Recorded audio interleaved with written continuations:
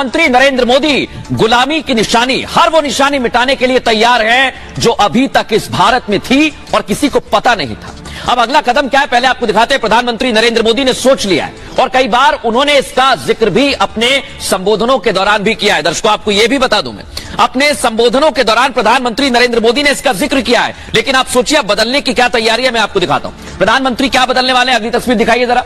ये आप देखिए, आईपीसी और सीआरपीसी आप सुनते होंगे, लेकिन ये कानून अंग्रेजों ने बनाए थे और ये कानून क्यों बनाए गए थे, ये भी तैयारी कर ली है कि इसको खत्म करना होगा, क्योंकि गुलामी की ये निशानी है और इसे मिटाने की तैयारी प्रधानमंत्री नरेंद्र मोदी ने कर ली है। पहले आपको रिपोर्ट दिखाते हैं, फिर समझाएंगे क्या क्या अहम बदलाव हुए हैं। हमें गुलामी की छोटी सी छोटी चीज भी कहीं नजर आती है, हमारे भीतर नजर आती है, हमारे आसपास नजर आती है, हमें उससे मुक्ति पानी ही होगी।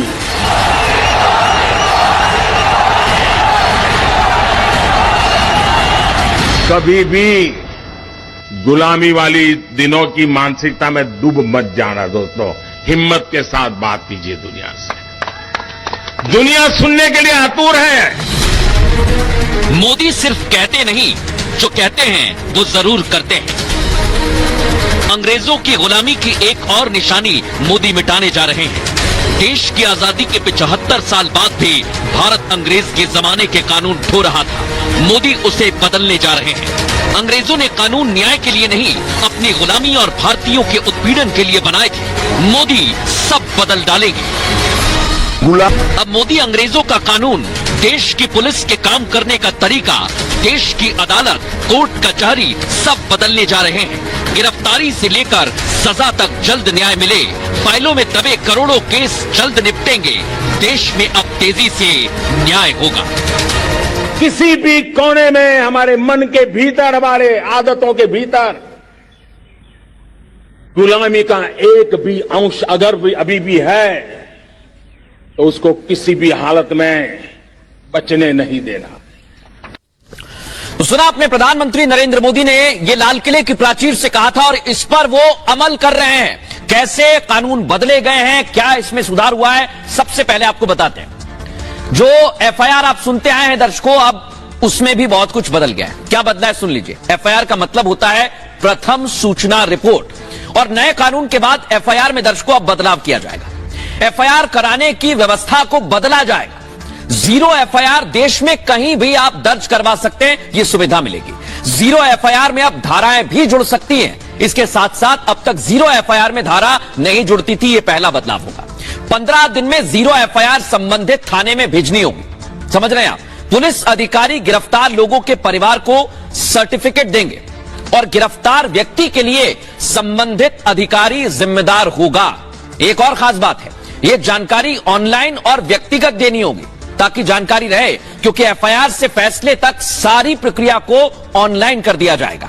पूरा सिस्टम डिजिटल होगा, पेपरलेस होगा, यह बड़ी बात है।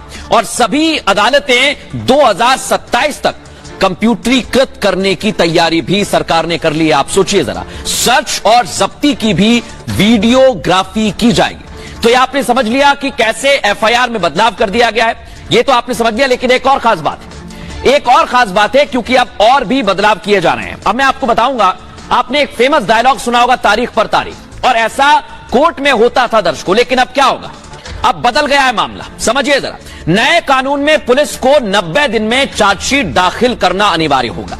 कोर्ट इसे 90 दिन तक बढ़ा सकता है, लेकिन 180 दिन से ज्यादा नहीं बढ़ा सकता है, यह भी यहां पर कहा गया है।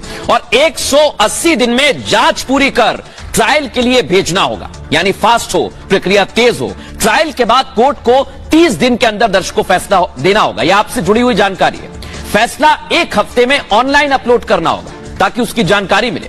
और 3 साल से कम सजा के मामलों में संक्षिप्त सुनवाई होनी चाहिए। और अदालतों में जो पेंडिंग केस हैं उनको सुलझाने में बहुत मदद हासिल होगी दर्शकों।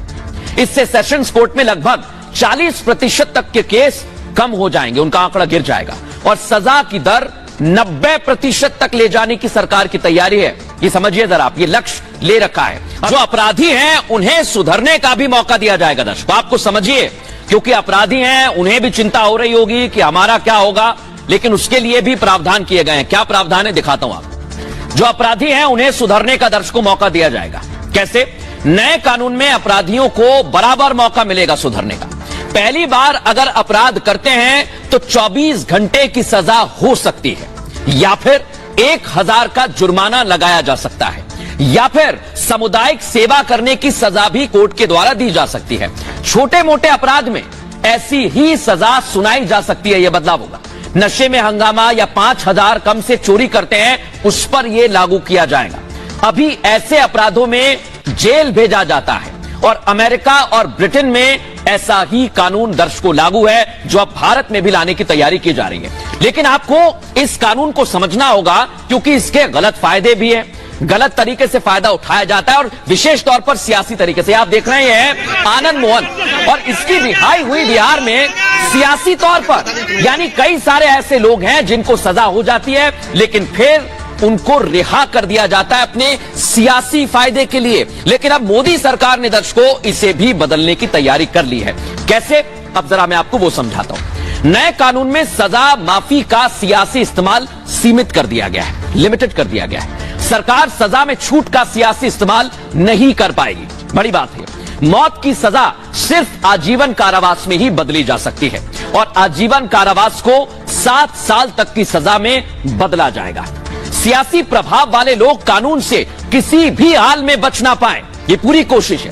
फैसले में बदलाव के लिए सरकार को पीड़ित का पक्ष भी सुनना होगा। बिहार में जो मैंने तस्वीर दिखाई आनंद मोहन की, नीतीश कुमार आप देख रहे हैं। आनंद मोहन की रिहाई को लेकर बहुत सवाल उठे थे नीतीश कुमार पर भी, और पीड़ित परिवार ने इसे लेकर सुप्रीम कोर्ट का दरवाजा खटखटाया, वहां पर याचिका दाखिल की। 1994 में दरअसल दर्शकों डीएम जी कृष्णैया की हत्या में आनंद मोहन दोषी पाए गए थे। आनंद मोहन को आजीवन कारावास की सजा हुई थी। आनंद मोहन 14 साल की सजा काट चुके थे।